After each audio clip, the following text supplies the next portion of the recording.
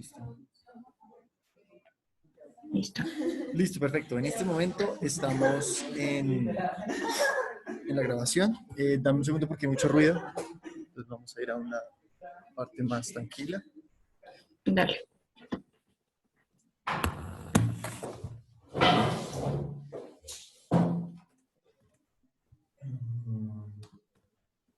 De pronto mejor.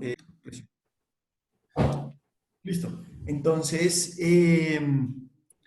lo que vamos a ver hoy es como la parte de tecnologías que se divide, digamos, en varias secciones: frontend, backend, mobile, QA, data science, infraestructura. Y creo que eso es. Igual vamos a estar viendo como cada una de las secciones y ahí vamos a ir profundizando y viendo qué nos falta. Entonces vamos a empezar por frontend. Listo. Entonces creo que tú ya me has comentado que frontend quería decir lo que se ve como la parte visible, Sí, la parte visual al usuario. exacto, la parte visual de una página web. Entonces, primero, digamos, en tecnología tenemos que dividir las cosas, entender qué es una página web, ¿no? Y cómo funciona. Es una página web. Una página web es algo que se renderiza, se pinta, digamos, se pinta en un navegador. Listo. ¿Cuáles son los navegadores que existen en el mercado? Principalmente, navegadores son uno,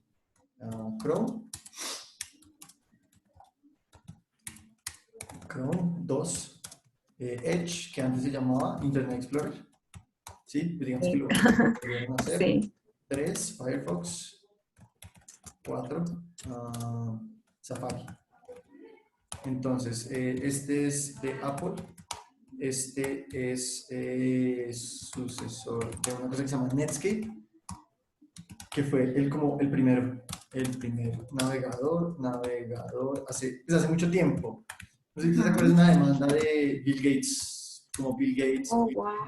en el Congreso de Estados Unidos. Congreso de Estados Unidos peleando, era por Netscape, listo, pues contra este. Listo, entonces este es de Google, salió en el 2008, creo. Sí. Listo, entonces todos estos navegadores tienen dos versiones, son para PC y para móviles. ¿Listo? Entonces, Listo. básicamente una página web es algo que corre sobre estos tipos de acá. ¿Listo? Eso es básicamente como la lógica. Adicionalmente, digamos que esos navegadores no solo corren sobre estos tipos, sino que estos tipos corren sobre un sistema operativo. Es que es un sistema operativo. Entonces, un sistema operativo, o en inglés Operating System, OS, ¿sí? Es como el alma del computador, donde la cosa donde está todo el resto de las cosas, como lo que está por debajo de los cimientos. Entonces, esos cimientos hay varios tipos. Uno es Windows, el otro es OS X. OS X es el de Apple. ¿Listo? OS X. OS X. Y Linux. ¿Listo? Entonces, Linux tiene una particularidad, es el único que es open source. ¿Qué quiere decir que es open source? Que el código es abierto. El código es abierto. ¿Y qué significa código abierto? Abierto. Eso quiere decir que el código lo puede ver cualquier persona, literalmente. Cualquier persona. ¿Listo? Entonces, hay El una código de página, programación el código lo de puede ver programación. Entonces, te cualquiera. voy a mostrar el Allá. código de programación de algunas cosas que son de código abierto. Hay una página que se llama GitHub y dentro de GitHub está como el código de un montón de cosas. Entonces, específicamente vamos a ver, no sé, en GitHub vamos a ver Linux, vamos a ver qué distribuciones de Linux puede haber acá. Aquí está el repositorio, digamos, el código de este tipo Torvalds, que es el fundador de Linux, de hecho. Entonces, no sé, aquí tiene este es Linux, es el proyecto Linux, es el primer Linux. Y aquí está toda la gente que contribuye, más de 5.000 personas contribuyen al proyecto.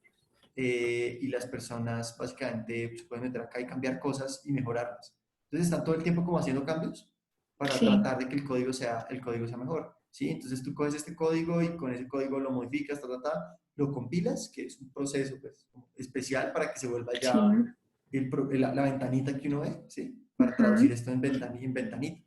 Y le vas haciendo cambios, le vas haciendo mejoras, vas arreglando los bugs, que los bugs son como los problemas que tiene cuando no entra todo eso. Ah, Entonces, ok. hay toda una comunidad en torno a esto que es como una red social, básicamente de programadores que se llama GitHub, donde tú haces como, tú pones comentarios, pones problemas, subes código, aquí está, digamos, código que alguien subió, no sé, no Ujú, conozco bien, pero hay alguien que está comentando y está diciendo por qué esto, por qué no esto, ujú, qué tienen que hacer, pero no sé, esto es más como comentarios y ya, en realidad, ujú. bla, bla, bla, bla, bla, aquí no hay código, creo que sacan commits, y aquí está el código de sus comentarios, y es solo como es una línea, en realidad, Ok. los comentarios con una línea. Entonces, nada, esos tipos están ahí haciendo esos cambios. eh, y entonces el código es open source. Vamos a ver más adelante que hay muchas herramientas que son open source y eso, digamos, de alguna forma es como importante Ujú. a la hora de hacer el desarrollo y todo eso. Entonces, listo, está Ah, listo. Windows. Windows sí es como cerrado, es el modelo tradicional. Básicamente Windows lo que hacía, o sea, lo que hacía Microsoft, ¿cuál era el modelo de negocio de Microsoft? O es el modelo de negocio, vender el software, vender la licencia. Microsoft. Sí, es verdad. Entonces, Microsoft. Listo. Entonces, vende licencias,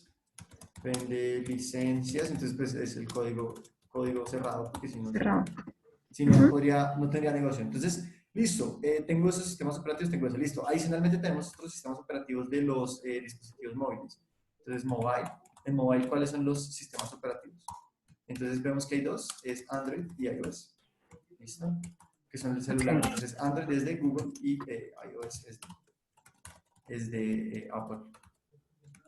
Listo, de una. Entonces, nada, estos son parecidos a estos otros, solo que son para celulares, son un poco diferentes. Y digamos que a Ujú. nivel de sistemas de mobile pasó algo particular y es que en mobile surgieron las aplicaciones móviles, surgieron las apps. Hay una diferencia grande entre las apps y las páginas web y la diferencia es el Internet, de alguna forma, esta parte de acá de los navegadores, es abierta. El Internet se diseñó para que fuera totalmente abierto y totalmente Ujú. descentralizado. Entonces no existe, bueno, no sé, de pronto China trata de controlar el Internet de alguna u otra forma y siempre hay un hueco. Ujú. Entonces no lo pueden hacer 100%. O sea, si hay alguien suficientemente técnicamente avanzado, puede desde China acceder a cualquier página, pero pues en teoría hacen que las páginas no sean fáciles de acceder. Entonces no puedes meterte a Google, no puedes meterte a Facebook desde China, no puedes hacer un montón de cosas. ¿Sí? Pero pues en teoría la naturaleza del Internet es abierta y es muy difícil de controlar. Es tan difícil que, pues acuérdate lo de Wikileaks, no, Estados Unidos no ha podido controlar lo de Wikileaks ni siquiera, porque siempre están Ujú. haciendo como páginas clones. Entonces, si cierran una página o apagan una cuenta bancaria, alguien abre en el mundo otra, Otra. Sí. igualita, entonces es imposible de controlar. Y todavía están los Panama Papers, y después, de alguna forma es un método de control, es un método de control de la sociedad. Entonces, ¿cuál es la diferencia con todo a que las aplicaciones móviles, las apps que uno se baja, sí son un sistema cerrado donde Google y Apple, respectivamente, y Apple tienen todo el poder? ¿Sí?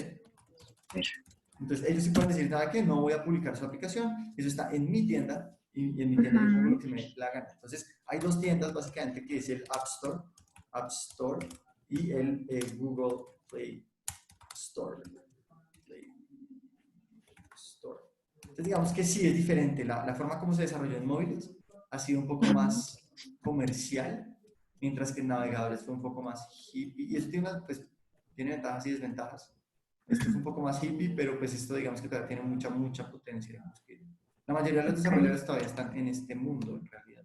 No tanto en Ujú. este. Hay unos que sí, yo trabajo en los dos, pero sí, todavía esto se mueve un montón. Entonces, listo. El frontend, todo aquel frontend es alguien que se dedica a la primera parte, navegadores. Entonces, tenemos como ya el mapita mental de, ok, cuáles son las diferentes áreas. Y el frontend lo que hace es la parte visual de eso. El frontend necesita 3 códigos para lograr ese resultado de que la página esté bonita. Básicamente necesita Listo. una cosa que se llama HTML, una cosa que se llama CSS y una cosa que se llama JavaScript. ¿Listo? Son 3 cosas. Entonces vamos a hacer en este momento una analogía con el cuerpo humano. Imagínate que el HTML son los huesos de una persona, ¿cierto? Los huesos, la Ujú. estructura. Y eso es como la Ujú. estructura, lo que tiene como un orden, ¿sí? Estructura. Listo, perfecto.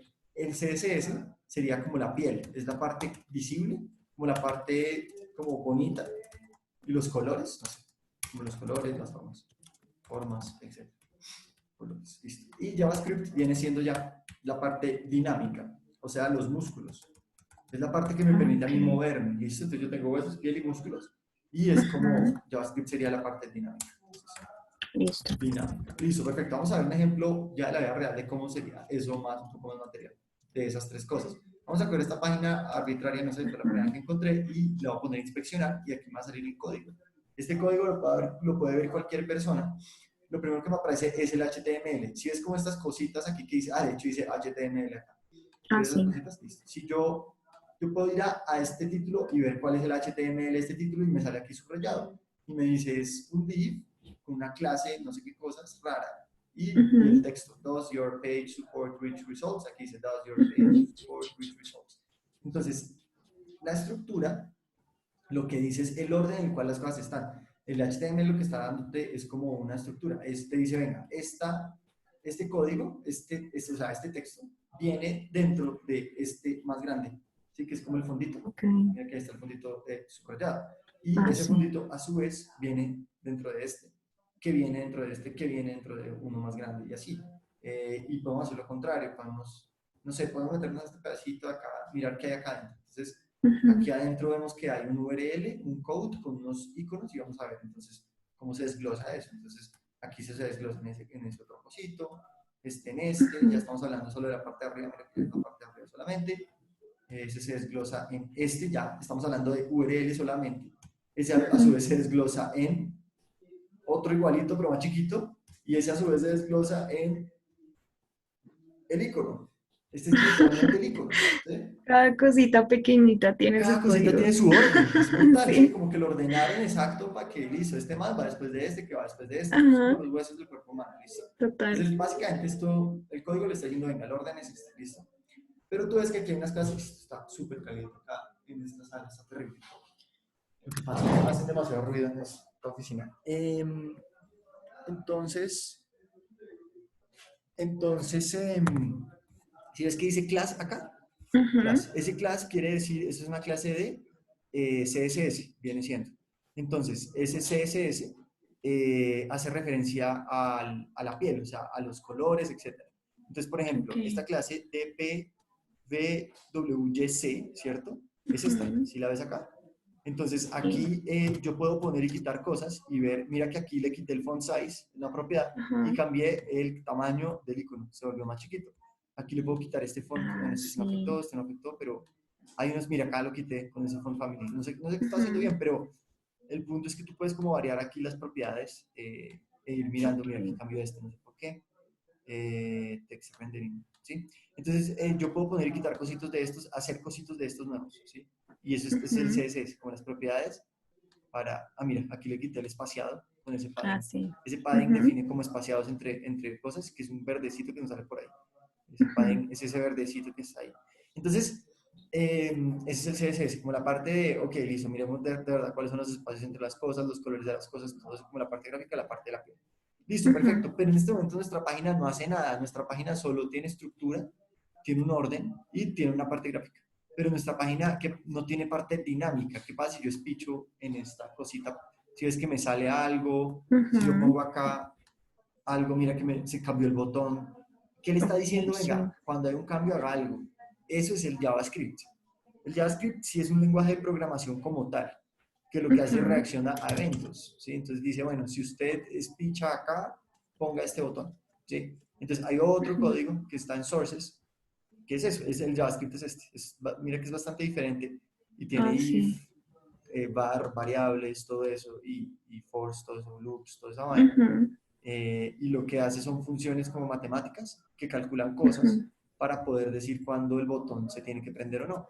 Entonces, todo ese tipo de cosas ya es JavaScript. Entonces, para resumirte aquí y volviendo a nuestro mapita, tenemos la estructura que son los huesos. Esto no es un lenguaje de programación como tal. Digamos que la definición de un lenguaje de programación tiene que tener esa lógica, tiene que tener como esa parte matemática. Digamos que el HTML no tiene tanta lógica. Es más una estructura, es un template. Literalmente es como esa cosita que tú digas, póngalo en orden. ¿Listo? Entonces, eso se llama un lenguaje de markup, sería como markup. ¿Sí? Porque de hecho las siglas de HTML es SML, creo que es Markup Language. ¿Sí? No me acuerdo del H y del T, pero pero es Markup Language. Y este CSS tampoco es, este es un, creo que quiere decir Cascading Style Sheet, CSS, ¿sí? Pero pues tampoco es como programación como tal. Mientras que JavaScript sí lo es un lenguaje de programación. ¿Listo? Entonces, nada, eso es lo que es un frontend, básicamente dominar estos tres, dominarlos absolutamente. ¿Listo? O lo O hacía sea, tradicionalmente. obligatoriamente un Obligatoriamente, frontend ¿sabes? tiene que saber eso. Sí, o por lo menos en un grado grande, sí, tiene que Ah, defenderse, por lo listo. menos en esos tres. Por ejemplo, Listo, ya en la perfecto. publicación, perdóname, por ejemplo, ya en la publicación de una vacante, en la Sí. parte de las habilidades, necesariamente pues uno ya tiene que poner que él tiene que tener esas habilidades y Lo punto, que y pasa es que así también, mismo. sí, pues en teoría, claro, pero pueden ser Ujú, implícitas dentro de otras herramientas. Ya te voy a explicar por qué. ¿Listo? vale. Porque estamos hablando, o sea, el HTML, CSS y JavaScript, estamos hablando del mundo en 1994. Ese es el tema. Cuando yo nací. Esta vaina ha sido muy rápida, exacto. Entonces, esta vaina ha sido muy rápida. Los personajes que se inventaron este JavaScript son Ujú. estos, es Netscape, estos, que sacaron el primer navegador Ah, en ok. 1994. ¿Listo? Bill Gates, Los que claro. inventaron el HTML, CSS, creo que eso sí fue el fundador de Internet en 1989. Tim Ujú, Burton, bueno, no sé, alguien en un laboratorio en Suiza se inventó Internet ujú. y se inventaron HTML y CSS. Entonces, sí, aquí estamos hablando de cosas más o menos viejitas, ¿sí? Ah, Lo que vale, pasa es que listo. los frontend trabajan sobre estas bases, con estas bases, ¿sí me entiendes? O sea, Ujú, sigue de alguna forma siendo relevante porque ujú. trabajan sobre JavaScript y sobre HTML y Vale, sobre CSS, pero con sí, sí. herramientas un poco más Ujú, sofisticadas. Entonces vamos a ver listo. eso. Entonces en principio lo que pasó es que por allá en el 2005, no sé, pensaría yo, salieron las librerías de JavaScript. Eso fue lo primero que pasó, JavaScript. Esas librerías lo que son es como código que alguien ya hizo y se lo comparte. Código que alguien ya hizo para no tener que, para no tener que reinventar la rueda. Si me entiendes, como alguien ya hizo esta vaina, hizo un montón Ujú, de código, pues empiezan a factorizar pedazos de código que generalmente todas las páginas usarían. No sé, un login, pues todas las páginas tienen login. Todas las páginas ujú. tienen, no sé, buscan cosas con la IP, saben tú dónde estás, tienen, Ujú, no sé, campos de ciudad, de nombre, todos, formularios. ok. Entonces cogieron todas esas funcionalidades, las pusieron en unas librerías, que es como un código ahí, y tú te lo bajas, literalmente te lo bajas con un archivo, y ese código lo pones dentro de tu página y te ayuda como a ir más rápido y no tener que reinventar la rueda y hacer todo desde cero. Entonces empezaron a hacer eso y en este momento el ecosistema de JavaScript tiene aproximadamente 1 millón de librerías, imagínate, es 1 millón Mm, de librerías, es totalmente grande. Sí, entonces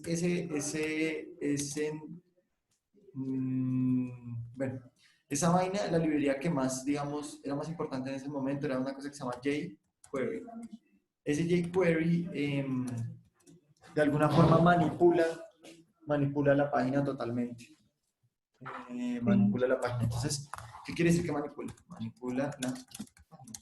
¿Qué puede modificar? Modifica el HTML, modifica el HTML y el CSS desde JavaScript. Entonces dice, básicamente lo que quiere decir eso simplemente es, si pasa tal cosa, modifique el HTML, o sea, cambie a este, quítele este, no sé, Ujú, ¿sí? O quítele uno de estos, quítele el padding a este, no sé, si me entiendes lo que tú quieras. ujú. Puedes hacer lo que tú quieras con un código que es solo de JavaScript, pero es una librería, no es el JavaScript solito, sino Ujú. es como un código que tú te bajas, lo metes dentro de JavaScript, lo Y pones lo integra todo. y lo integra todo. Entonces, eso hace Ah, ya. que el desarrollo sea Listo. mucho más veloz, como que de alguna forma Sí, pues claro, agiliza mucho. mejora la vaina, porque pues generalmente la forma tradicional de hacerlo era como así, como este document, que es una cosa gigante. Y ahora esto es como un solo simbolito, es algo mucho más rápido de hacer. Entonces, eso fue una revolución en su momento. Muchas páginas tienen ese jQuery y heredan de ahí. Pero más adelante jQuery. se inventaron ya una cosa que se llama frameworks. Frameworks. Entonces, esta idea es un Esa es poquito más más difícil de conocida. explicar. Sí, es un poquito más abstracta de explicar. Un framework es como una plantilla, o en inglés un template, es una plantilla. Entonces, una plantilla es algo que ya está hecho, ¿cierto? Y tú llenas los campos, llenas los campos que hacen falta. Por ¿Listo? ejemplo, Elementor en WordPress. ¿Sí? Elementor en Word, no sé mucho de WordPress.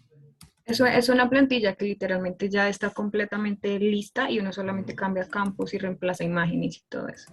Sí, haz de cuenta, Elementor. pero a nivel de programación, sí. Elementor en WordPress. Déjame ver cómo funciona. Ah, sí, features. Sí, entonces digamos que la plantilla, claro, es una plantilla ya de cosas Ujú, y tú la customizas, ¿cierto? ujú, Trabajas encima de algo que ya existe. Exacto. exacto. Exacto, eso es como el mismo principio, pero en vez de ser gráfico, en vez de ser gráfico, sería el código. Imagínate En que el código ya código. está hecho y yo solo le Ok. cambio unos pedazos, ¿sí? Ah, súper. Básicamente, eso Ok. pues es la idea. Entonces, básicamente salieron tres frameworks, uno se llama Angular, salió en 2010 Angular. y es de Google, pues lo hizo Google. Entonces, ahí empieza a haber Súper. un detalle, es que todo lo que estamos hablando acá, todo este mundo, ¿de dónde viene? De Internet. Y acuérdate, Internet, ¿qué es? Internet es algo, a diferencia de las apps, es que, ¿qué diferencia tiene este entorno con este entorno? Es que Internet uno es, por ejemplo, las aplicaciones son cerradas. son cerradas y Internet es Ajá. abierto, ¿cierto? Como Exacto, es sí, eso abierto, ¿cómo no crees que es tiene el riendas. código? Si esto es abierto, ¿cómo es el código? Open source. Pues madre, sí, Como el de claro. Linux. ¿Listo? Entonces, Ujú. es como toda la movida de este man de Linux que se volvió gigante acá, pero brutalmente gigante acá. ¿Sí? Qué Como, teso. Ujú. ¿listo? O sea, literalmente Listo. Linux fue como de los primeros open source que existían en el mundo. En esa época todo era Windows y Apple, todo cerrado y plata, y pasó a Ujú. ser abierto. Entonces, ese código abierto pues cogió tanta fuerza que un proyecto que Google haga, Google, o sea, estamos hablando de un gigante tecnológico, y lo Ujú. haga cerrado, no tiene sentido. Porque la comunidad Sí. tiene más gente y es más poderosa que, que una de las empresas más duras del mundo. Imagínate. Qué Google dijo, no, ¿sabe tremendo. qué? Venga, yo voy a abrir esto y yo lo voy a volver open source. ¿Sí me entiendes? Yo lo desarrollo, yo contribuyo al proyecto como si fuera uno más. ¿Sí me entiendes? Como si fuera Ujú. una persona X. Entonces, Angular lo podemos ver aquí en GitHub.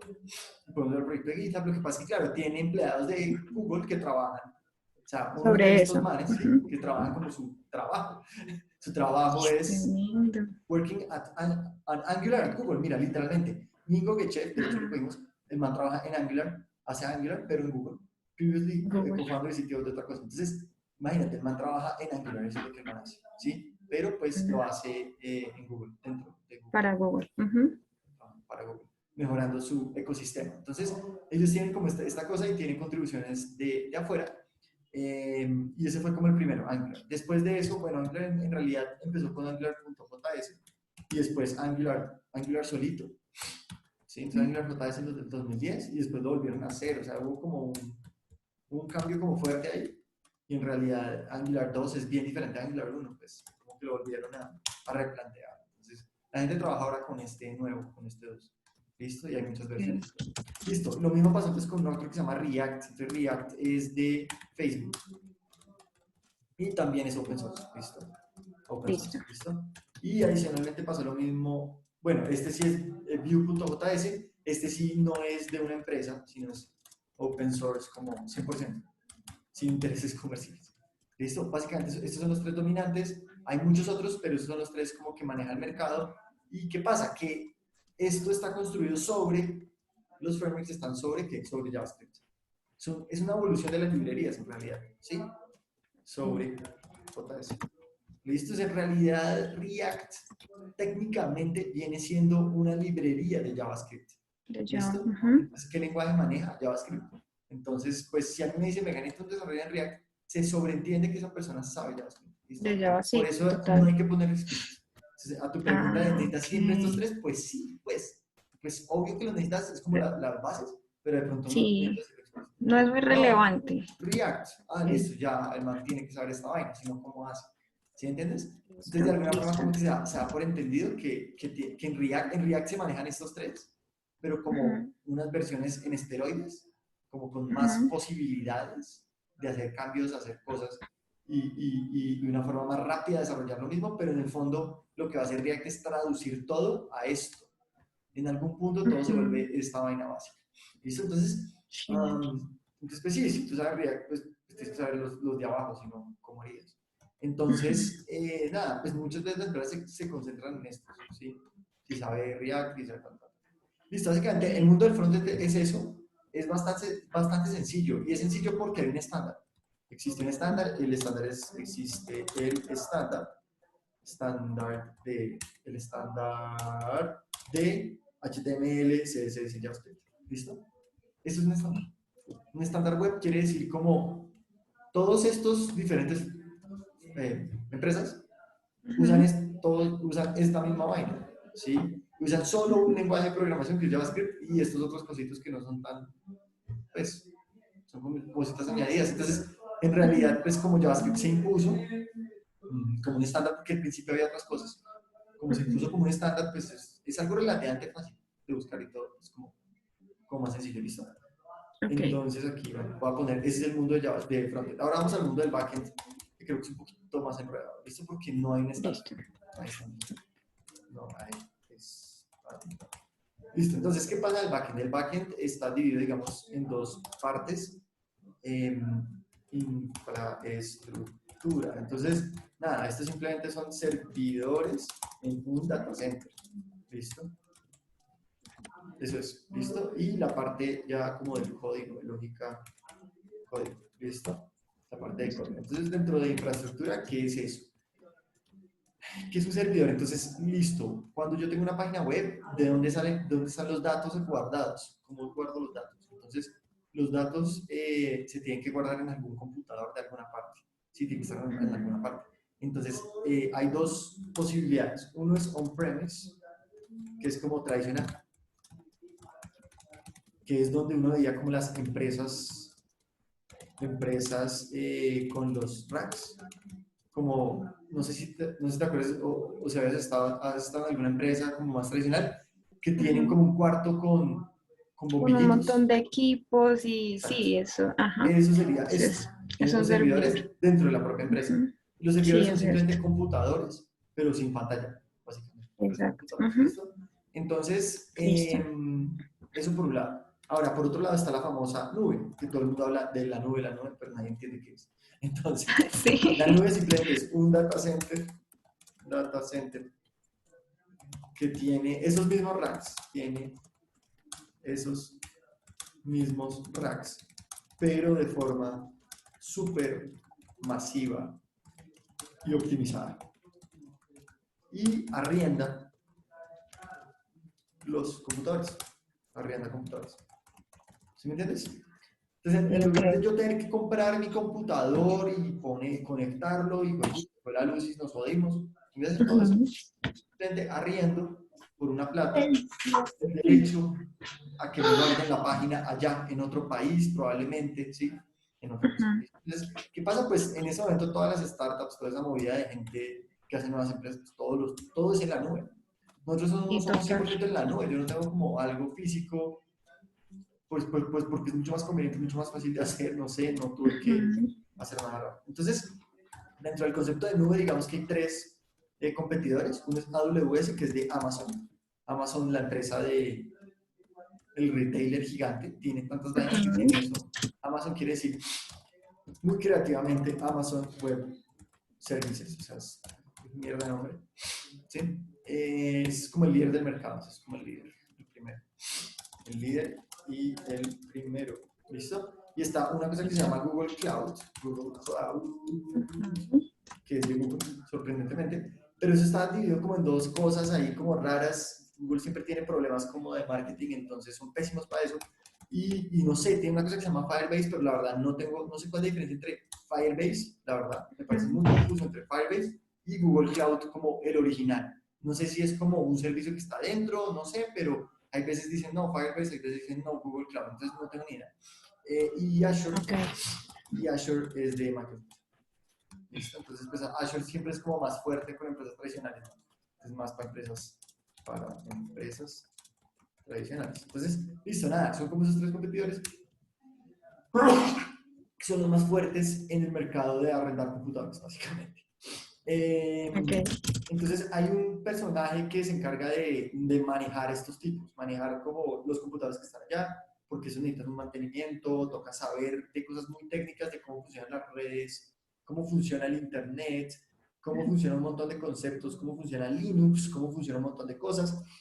El Ujú. 90% de los servidores trabajan es con Linux. Entonces, digamos que Ujú. las personas de a pie, Windows, ¿no? Sí. Para la gente cool, Ah, Apple. por... Y sí. para, y para el Internet, el mundo funciona con Linux. ¿Sí? Para los programadores Linux, ¿sí? Ok. Esa es como la vaina, ¿sí? Sí, digamos que Windows tiene servidores, tiene tres servidores, o sea, tiene tres servidores en el canal. Y Linux tiene Ujú. el 90% del mercado. Es brutal. Es tremendo. Nada, entonces uno trabaja con esos Linux dentro de AWS o dentro de Google. Nosotros, por ejemplo, manejamos AWS y pues hay Ujú. que saber un poco de cosas, hay que aprender un poco de cosas. Entonces, el cargo que se encarga de eso tradicionalmente, el cargo como tal se llama un System Administrator, que quiere decir sysadmin. System Administrator, System Admin. ¿Listo? Eso es tradicionalmente. Y la nueva onda es una cosa que se llama DevOps. DevOps. Entonces, esto quiere decir DevOps. Ujú. Developer Operations, y es un desarrollador, o sea, puede echar código, desarrollador que también sabe de Linux y esa movida de manejar computadores en la nube. ¿Listo? De manejar la Ok. infraestructura. Es como un híbrido de los dos, ¿listo? Porque el desarrollador pues también hace código, que es lo que vamos a ver acá, esta parte de acá, Ujú. que pues generalmente este DevOps que sería pues un backend, o sea, los que hacen la parte invisible del código, la parte que nadie ve. Entonces, Ok. ese código, digamos que se divide en dos cosas, ¿listo? Vamos a ir viendo otra vez. Uno es la lógica de negocio y dos es bases de datos. Entonces, nada, pues bases de datos es dónde guardo, cómo guardo los datos, cómo guardo los datos. ¿Listo? Entonces, aquí vamos a una analogía de la parte de guardada de datos. Básicamente hay dos formas. Y también es súper creativo, la forma como lo nombro. Dos formas. Hay una que se llama SQL, que quiere decir Ujú. SQL. Structured Query Language. ¿Listo? Y otro Ujú. que súper creativamente es no SQL. ¿Sí? Básicamente hay esos dos. Hay otras cosas, pero en realidad esas dos son las dominantes, digamos, grafos, hay otras cosas como locas, pero bases de datos realmente solo hay dos en el mercado. Entonces, estos dos manes, vamos a hacer una analogía con la vida real. SQL se parece a Excel, es un Excel en esteroides. Excel en Ok. esteroides. Entonces vamos a ver un ejemplo de cómo funcionaría una base de datos. Entonces yo voy a abrir aquí Google Sheets y vamos a ver Excel. Vamos a entender cómo la estructura de Excel. Listo, entonces Excel tiene filas Ujú. y columnas, ¿sí o no? Sí. Las bases de datos también tienen filas y columnas. ¿Listo? Y las filas y las columnas tienen, pues en vez de que diga ABC, tiene un nombre. ¿Listo? Entonces vamos a Ujú. decir que la primera columna es nombre, la segunda es apellido, la tercera es edad, la cuarta es fecha de nacimiento y la quinta es mascota. ¿Listo? Ujú. Entonces, si yo tengo un Excel que se llama así, pues lo más probable es que el nombre de este sheet le voy a decir persona, ¿no? Porque estoy describiendo una persona. Tiene nombre, apellido y tiene esta mascota. Y edad y fecha, ¿cierto? Ok. ¿Sí entiendes cómo la vaina? Entonces voy a decir, listo. Tengo este Excel persona. Entonces este Excel lo voy a cambiar de nombre, voy a decir que se llama tabla. Sí, esto es como una tabla, ¿no? Filas, columnas, Ujú. columnas. Entonces voy a decir, listo, tengo una tabla, que es una tabla persona.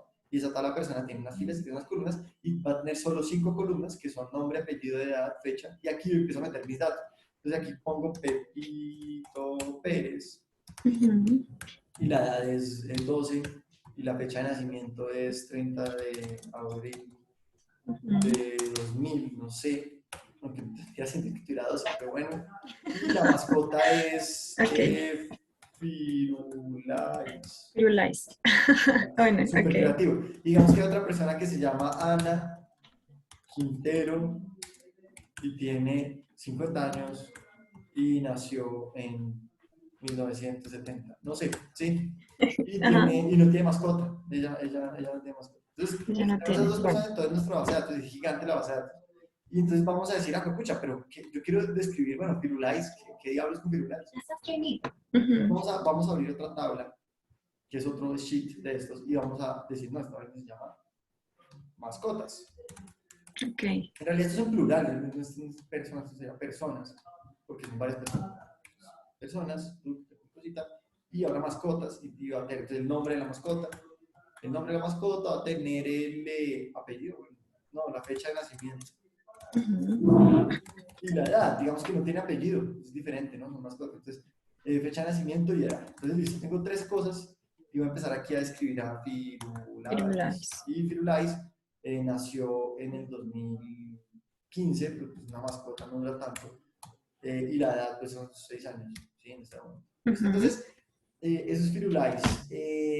Ok, pero entonces en principio, en vez de usar el nombre, ¿por qué no usamos las filas de la otra columna?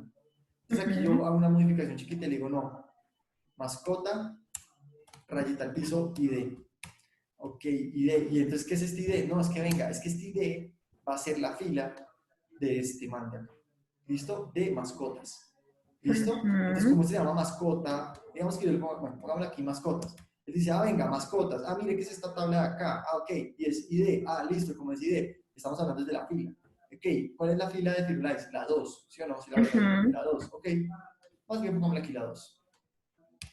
¿Listo?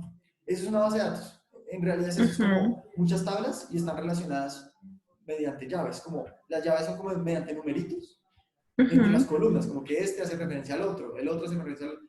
Pero pues una base de datos real puede tener 200 tablas y cada una con 50 Tremendo. campos. Es una cosa gigante que es como hasta por acá, pum, hasta la Z, ¿sí? Ujú. Y 800.000 filas, ¿sí? Puede tener un millón de Ujú. filas, fácilmente, fácilmente. Una aplicación que no sea tan grande, Tenaz. ¿sí? Puede tener un millón de filas. Entonces, un millón de filas para abajo, 70 campos para el lado, 200 tablas, 200 de estas, no, gigante, ¿sí? Mm. Eso describe toda la lógica de negocio que está pasando, ¿sí? Todo lo que está pasando. Ok. Entonces, tú nada, tú modificas tus tablas, le metes más datos, le quitas datos cada vez que abres un perfil, cada vez que te logueas o cuando te registras. Entonces tú creas tu perfil acá. Entonces, él pone Stephanie, la edad, no sé qué, si tiene Ujú. mascota o no, y si no, entonces va a la tabla de mascotas, te pide el nombre de tu mascota y te la pone. ¿Sí? Y si Ok. tú dices, no, me aburrí esto, delete, y borras tu cuenta, él borra la cuenta, él borra la fila. ¿Listo? Entonces yo controlo, Ok. digamos, toda la información de todos los usuarios que hay en mi aplicación. Digamos que imagínate esto, escala Facebook. Facebook tendría unas tablas absolutamente grandes de miles, Tremendo. miles de millones.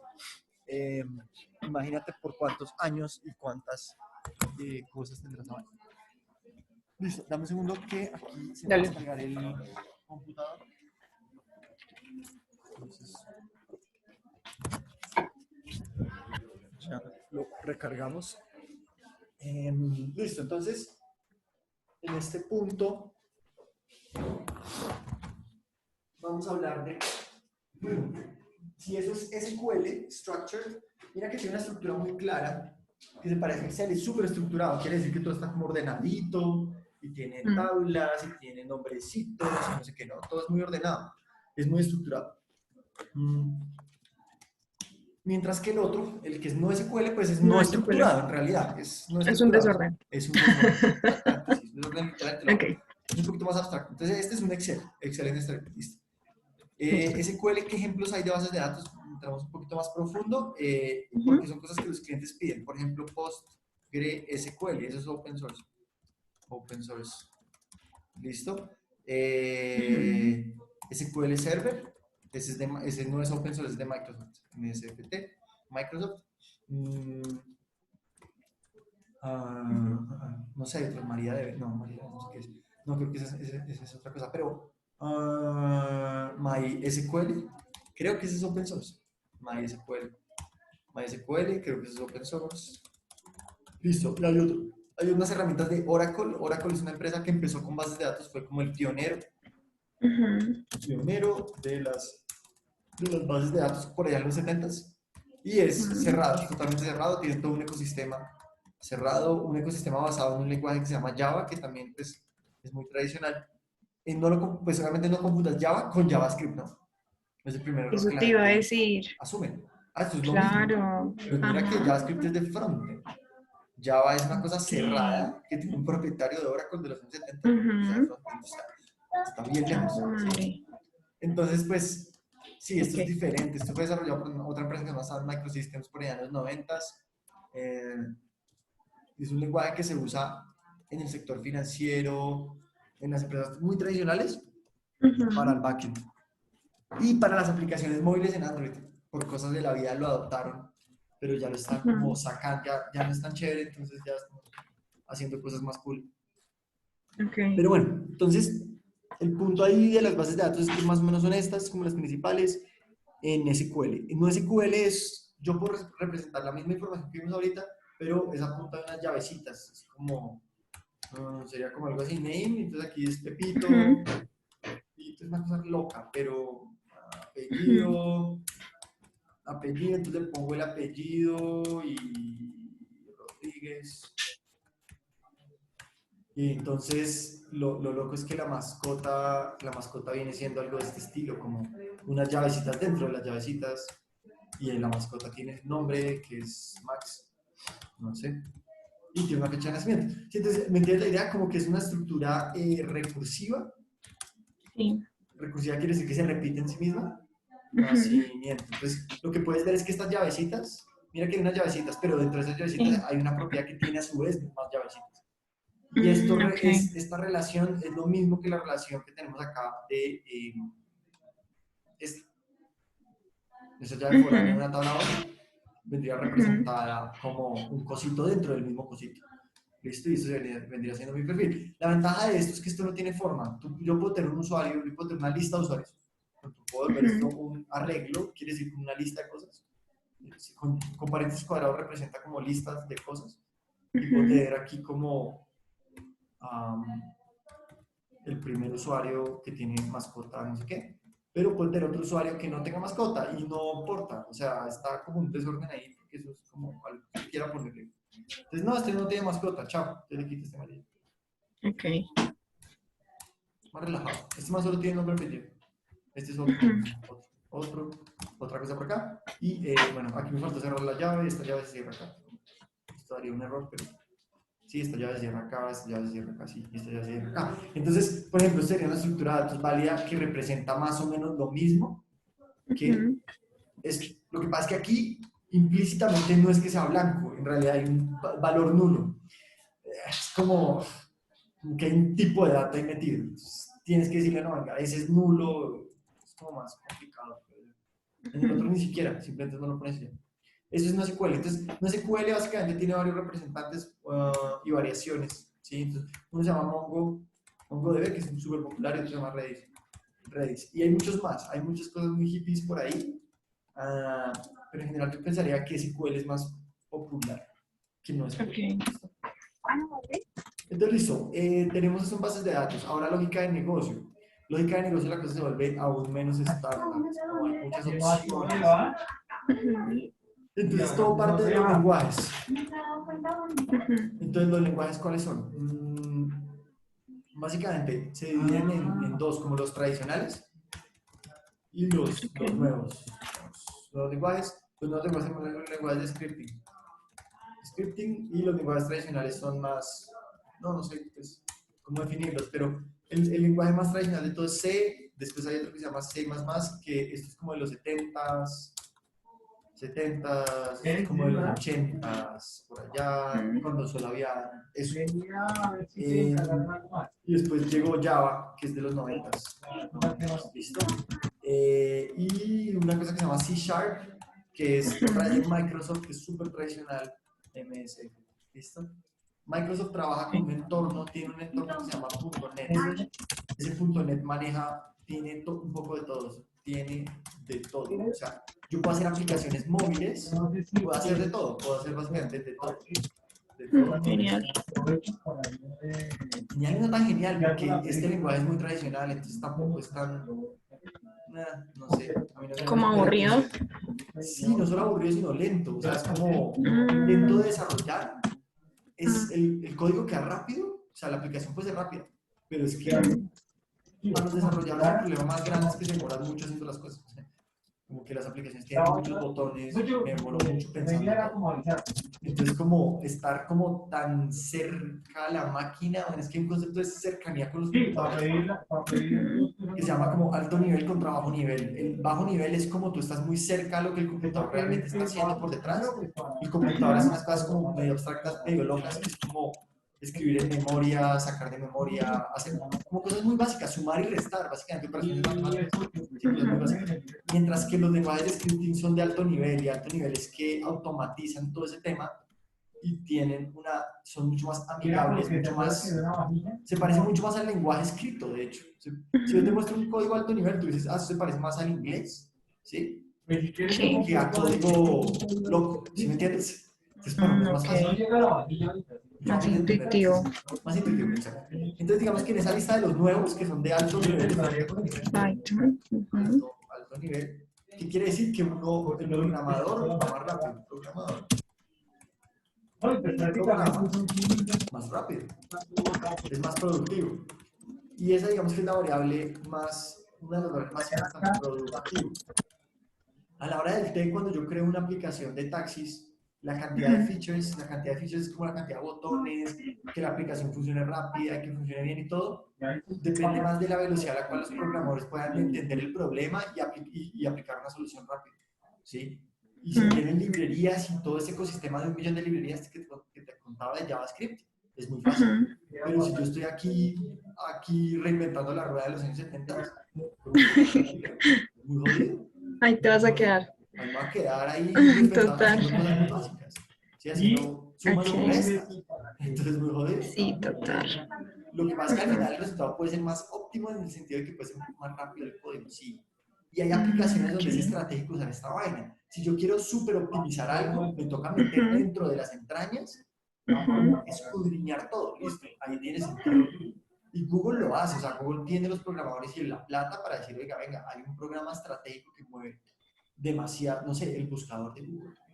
Por Esa ejemplo, vaina sí. estoy seguro que está hecha en C, porque tiene que ser súper rápido y manejar tanto tráfico que el hecho de que consuma, no sé, si yo lo hago 1% más rápido, me ahorro tanto billete en computadores que tiene todo el sentido del mundo, ¿sí me entiendes? O sea, si digo, venga, nos bajamos el consumo de electricidad un 1% en el bicho que busca, ¿sí? Que le busca a todo Claro. el mundo cosas, eso debe ser un platal, eso debe ser un data center entero que se ahorraron, o sea, ¿sí? Entonces en ese sentido, pues bueno, listo, hágalo en C, ahorrar esa plata, ¿sí?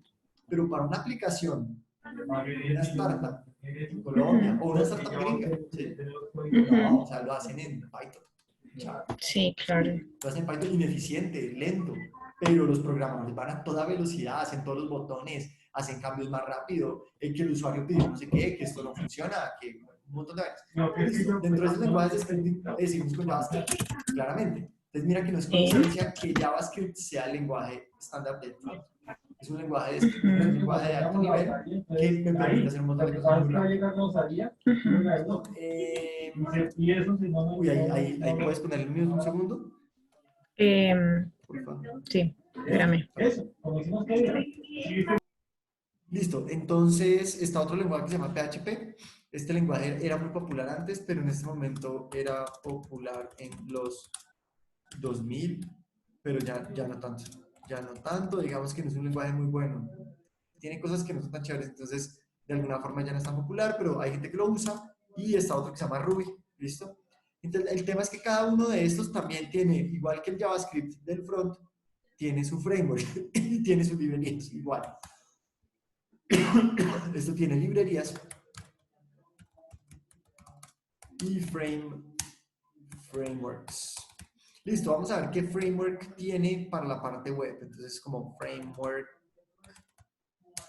web del backend. Del backend. Entonces, por ejemplo, tiene, en este caso es Django, es el principal de Python. Flask es como el segundo. Y hay uno nuevo hecho por un colombiano súper chévere. Se llama FastAPI. Creo que sería FastAPI. FastAPI. ¿Listo? Entonces son como esos tres. Django es uno que ya viene con todo. Viene con todo. Este uno le mete las librerías que quiera. Y este FastAPI es más orientado a los frameworks más orientado a trabajar con frameworks del front, con la nueva movida. Este man es nuevo, este es del 2018, 2018, hace nada. Y este creo que este es 205. Entonces, en esta época, acuérdate que front, esto no existía porque eso es 2010, entonces este trabaja de una forma un poco diferente. Esto incluye de alguna forma el HTML inclusive.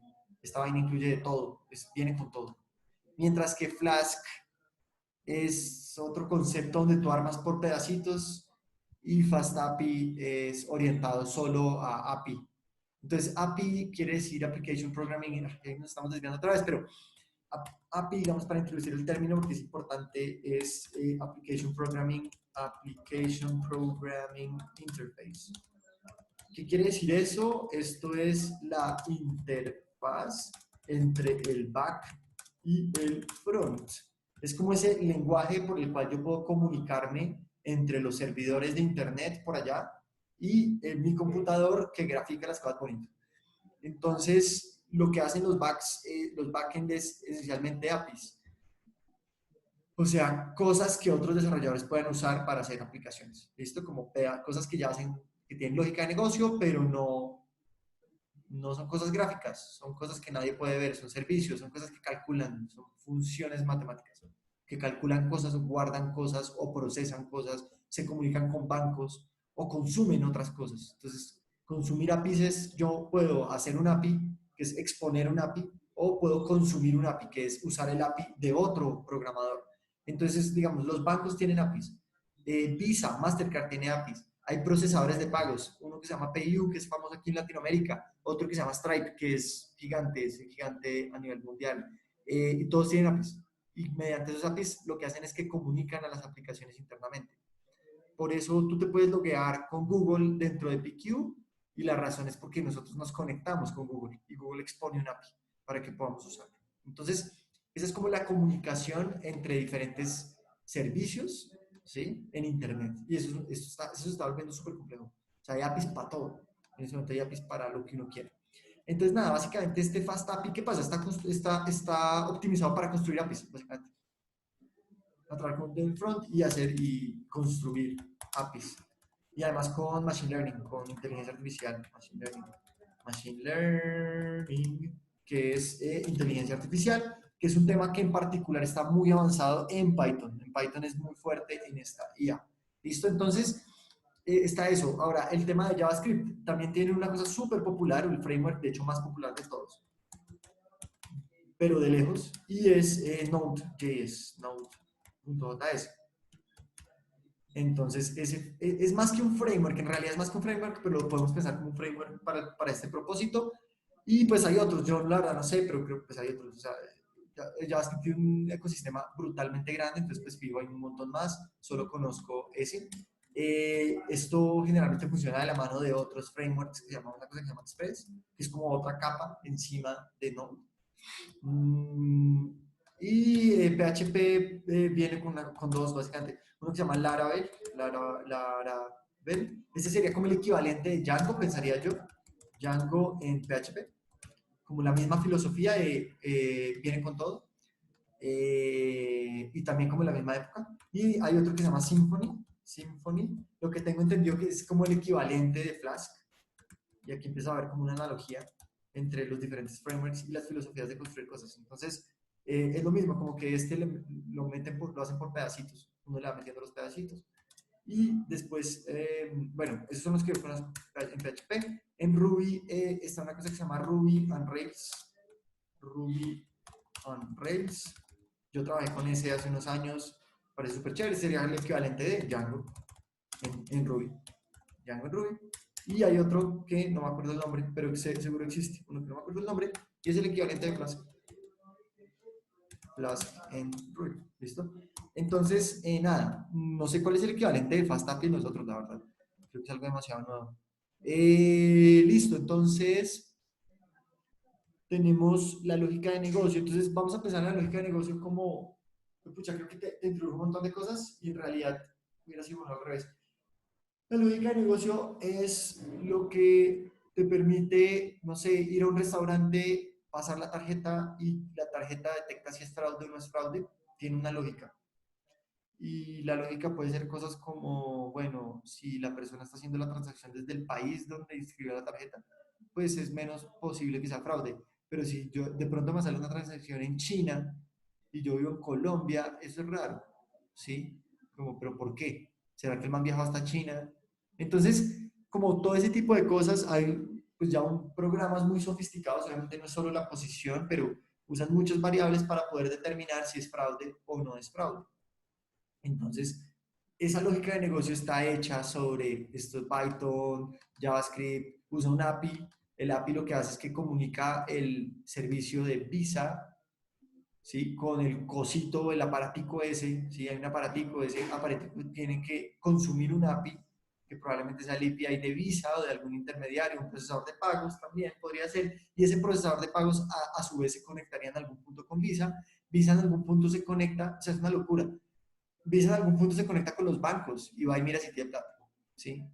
Bueno, ¿usted cuánta plata tiene? ¿Sí? Y hace todo eso en segundos. Por eso se demora. Está haciendo un montón de consultas, un montón de bancos, un montón de cosas, a ver si es fraude, si no es fraude, si tiene plata, si no tiene plata, y si tiene sentido, y si dice que sí, pues dice que sí, y si no, pues fraudulento y no pasa la tarjeta. Entonces, nada, básicamente ese es el ecosistema, pero digamos que está dividido en muchas partecitas. Bueno, los tradicionales. Hablando de los tradicionales, vamos a entrar un poquito más en los tradicionales. C es de los años 70, no se usa para web, realmente. No se usa para web, sino para todo lo que está debajo de web, para todo lo que está debajo del mundo moderno. ¿Qué quiere decir eso? Es muy loco, pero en realidad todo está hecho en este. Este es el abuelo, ¿sí? De toda la tecnología. Entonces, ¿qué quiere decir? No sé, por ejemplo, ¿cómo está hecho Python? El lenguaje como tal, Python está hecho en C, ¿sí? En realidad, si yo escribo Python, eso se traduce a código en C y ese código en C se traduce a otra cosa que se llama assembler, que ya es específica a ingeniería electrónica, digamos, al computador como físico, ¿sí? Pero digamos que el lenguaje de programación, el primero y más básico es C, y todas las aplicaciones que son más duras y todo lo que está detrás, en realidad está hecho en C y tiene como interfaces a cosas de más alto nivel como Python y después a cosas más relajadas. Entonces, listo, eso es. Y C++ es como C con un concepto que se llama objetos, C con objetos. Objetos es un concepto de programación, digamos que, bueno, pucha, ahí nos estamos metiendo como en otra cosa, entonces vamos a hacer un paréntesis ahí para explicar ese concepto. Ese concepto, digamos que sí iría por fuera de, pues diríamos como en esta parte. Hay una cosa que se llama como paradigmas de programación. Entonces los paradigmas de programación básicamente es una cosa que se llama programación imperativa, orientada a objetos y funcional. Funcional, digamos que esto es un poco más abstracto, no voy a entrar en tanto detalle, pero el punto es que orientada a objetos tiene que ver con C++, ¿listo? Eh, y con Java también. Entonces, esto es con objetos, también es con objetos, con los objetos. Y tiene que ver como con la forma como yo entiendo el mundo. Si yo entiendo el mundo como entidades, como la silla, si digo, vea, la silla es una cosa que tiene varias acciones.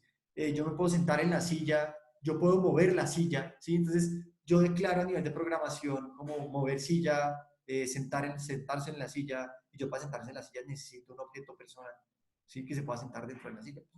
Si no, ¿quién se está sentando? Entonces, como que yo puedo definir eso así, como una lógica donde las cosas son entidades, ¿sí? Y eso es una abstracción súper interesante porque ayuda a entender, a simplificar los problemas un montón. Nosotros los seres humanos naturalmente entendemos las cosas y sabemos que uno puede hacer acciones sobre esas cosas. Entonces, es muy fácil entender el mundo con objetos, ¿listo? La abstracción de objetos. Y las acciones son los objetos, ¿listo? Porque pues la programación como tal desde ceros es más como álgebra del colegio, X igual a Y. Entonces, pues un poco más difícil de entender. En cambio, con objetos de pronto es un poco más familiar. Listo. Entonces, nada, C++. Listo. Java sí tiene algo de web, pero entonces tiene Spring Boot, creo que se llama Spring Boot, que es supremamente complejo. extremadamente complejo de implementar. Pero hay empresas que usan esa vaina. Listo. Entonces, esto es en el sector tradicional, Java, listo, tiene esa vuelta, y C Sharp, este C numeral, es C Sharp, es una extensión de C, el lenguaje original, y se usa para esa vaina. Digamos que C++ se usa para juegos, es interesante porque aquí se usa para juegos, con un framework que se llama Unity. Yo la verdad no sé mucho de eso, pero solo sé esa partecita. Y ya básicamente eso es. Entonces digamos que el mundo tradicional está C, C++, Java, C Sharp. En realidad está entre Java y C Sharp el tema. C++ casi no se usa para web y C no creo que se use. O sea, demasiado difícil de hacer, demasiado trabajo. Entonces, nada, básicamente eso es, pero pues en este momento la mayoría de las vacantes están más para este lado, Python, JavaScript, PHP y Ruby. El más popular en este momento es JavaScript, ¿sí? Pero Python, digamos que ha estado más avanzado en la nueva ola de la inteligencia artificial, que digamos el nombre técnico es Machine Learning, que quiere decir como aprendizaje automático, aprendizaje de máquina, eh, y pues popularmente es inteligencia artificial. Entonces, listo, ese es el mundo del backend, como ese es bastante más difícil, y vamos a seguir como al siguiente pedazo, que vendría siendo, vámonos por la parte de data antes de entrar a los móviles. Entonces, ¿qué pasa? Que esas bases de datos generan datos. Básicamente esto genera 1 millón de filas y alguien puede analizar esa vuelta. Entonces, data consiste en, oiga, ¿qué hago con los datos para sacarles valor económico? Entonces, ¿será que los puedo vender? ¿Será que los puedo analizar y concluir algo? Entonces, básicamente hay como 4 perfiles diferentes y ya esto es un mundo aparte. Yo esta parte de la charla no la daba normalmente tan detallada en data, pero pues ya me están pidiendo que no, que venga, que profundice sobre esta parte porque es muy nueva y pues yo casualmente trabajé en varios de estos temas de data hace como 5 años, hace bastante tiempo cuando había casi nada, pero tuve la fortuna de trabajar en eso. Entonces básicamente el primero que hay es un data engineer y el data engineer mueve datos y los arregla, mueve datos, los integra y los pone bonitos. Eso se llama, ese proceso de ponerlos bonitos y arreglarlos se llama ETL, que quiere decir Load and Transform.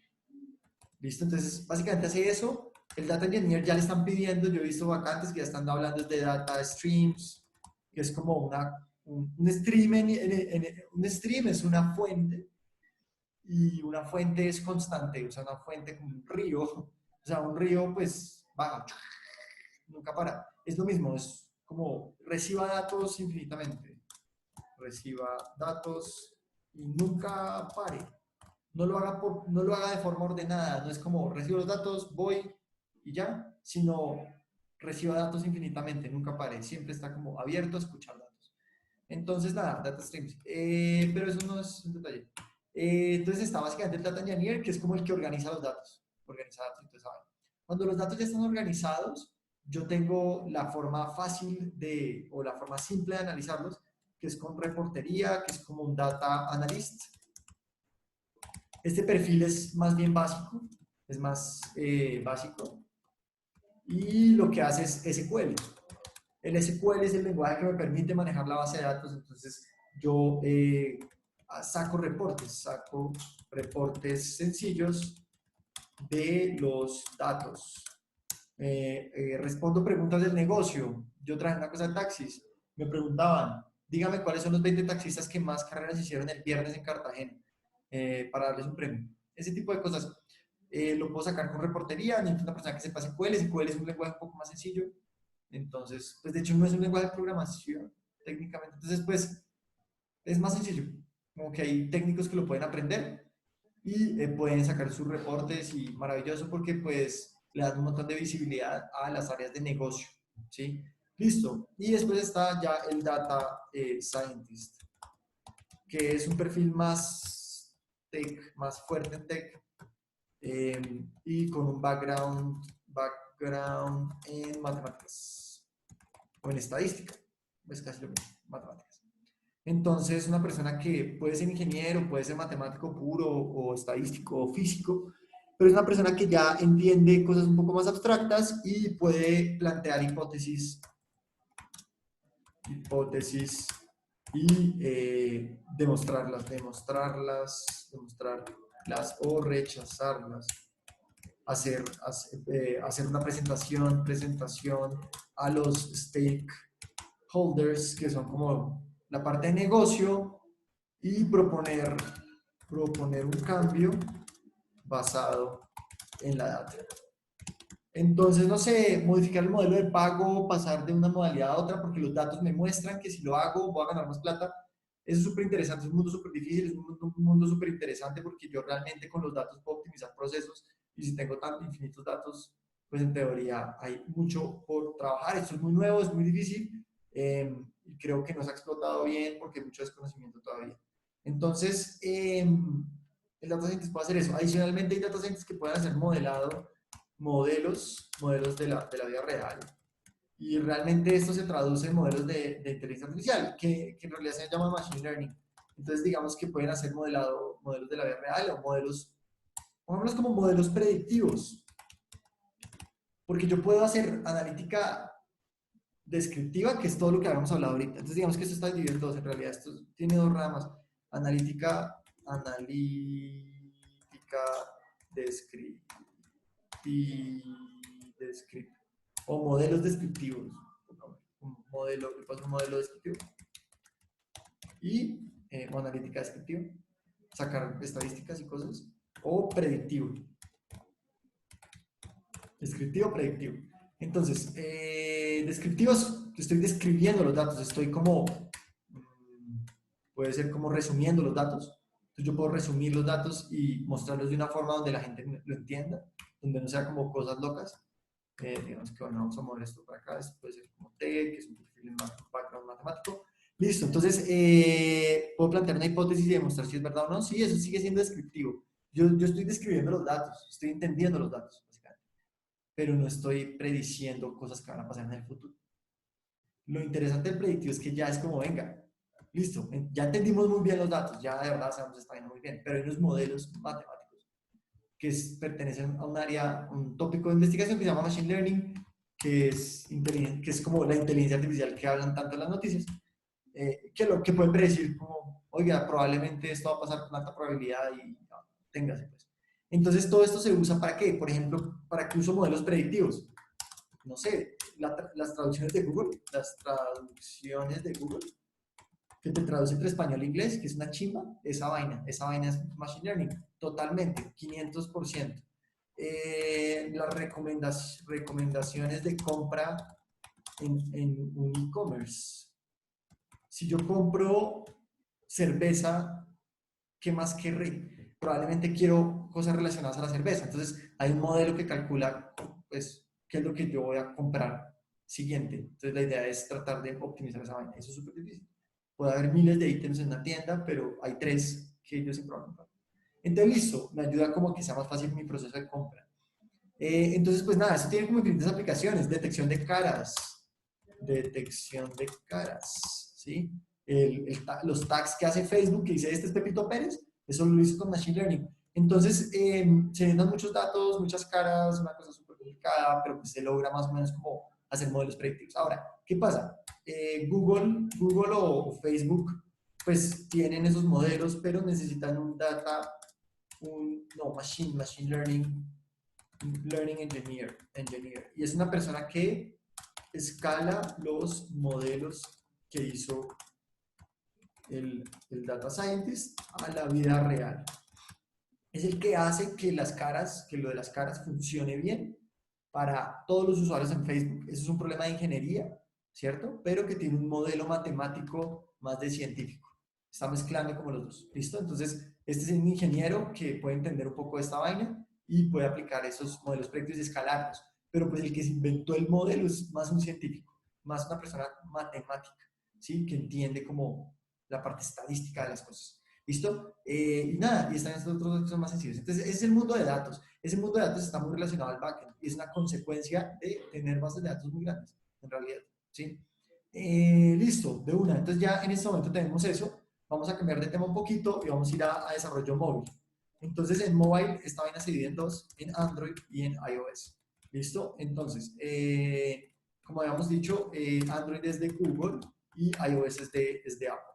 Entonces tenemos esos dos ecosistemas, son ecosistemas cerrados y pues esto es más o menos sencillo. Bueno, voy a hacer una división a posteriori rara encima de esto. Entonces, en principio, esto pertenece a una cosa que se llama desarrollo nativo. Desarrollo nativo.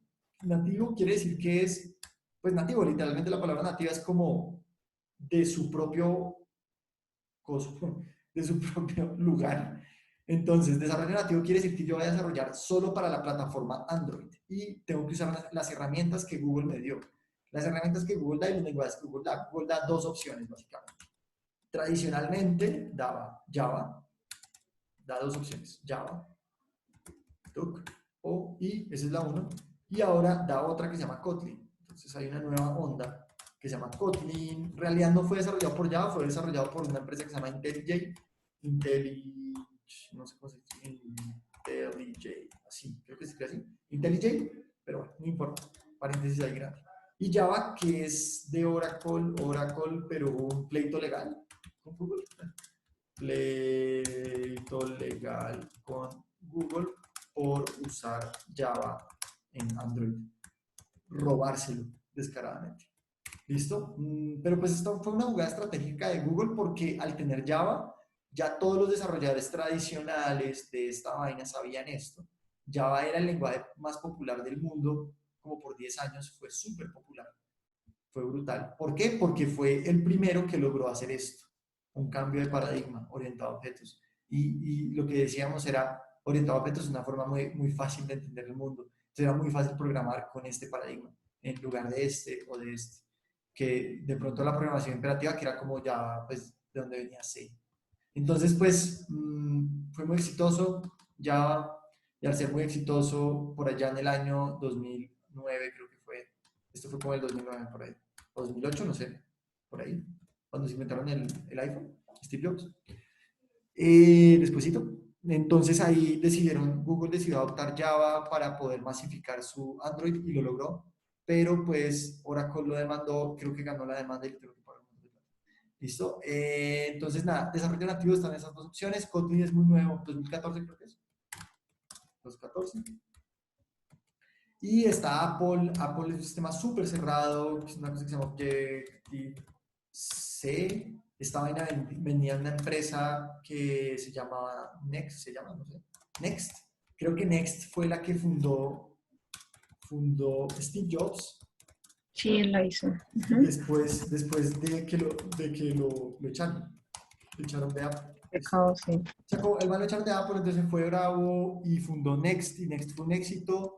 Y en Next usaban este lenguaje. Entonces, cuando Steve Jobs volvió a Apple, volvió a meter trajo sus programadores y dijeron: ya sabemos esto, usemos Objective-C.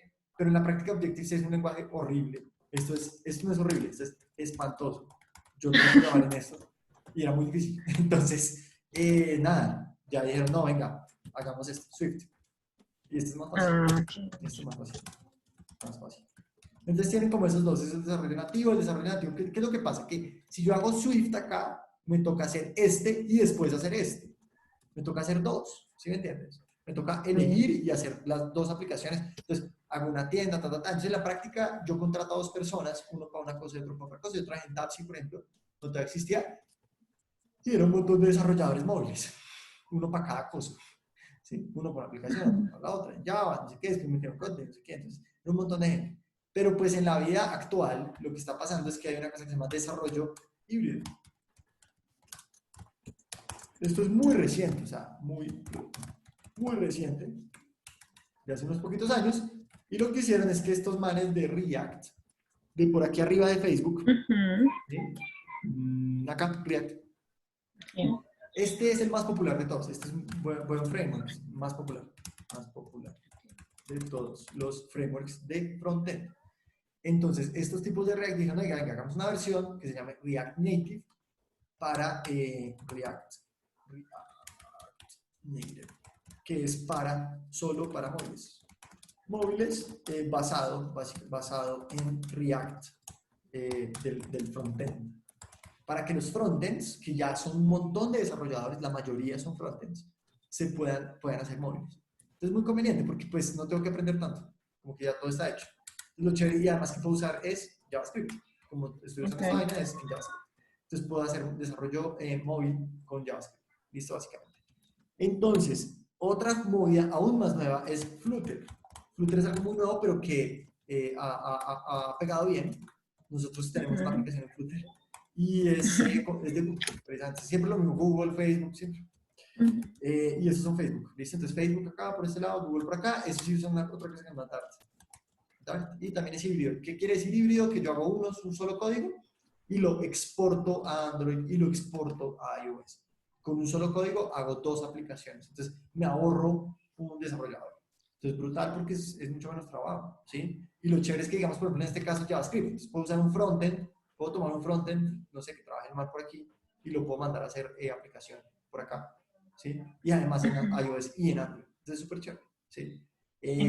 Ya había como intentos de hacer esto, pero en realidad nadie lo había pegado muy bien. Entonces está, no sé, Xamarin, que es de Microsoft, pero esa vaina nadie la usa.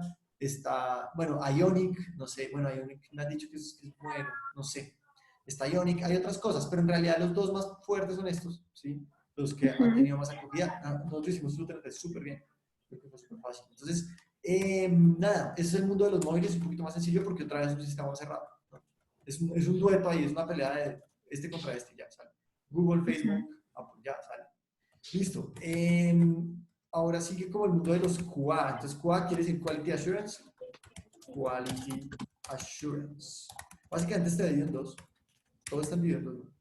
Manual y automático. ¿Qué quiere decir manual? Quality Assurance es garantía de la calidad, ¿cierto? ¿Cómo garantizo que algo funcione bien? Probándolo. La forma más fácil, ¿cuál es? Manual. Entonces, probarlo como si uno fuera un usuario.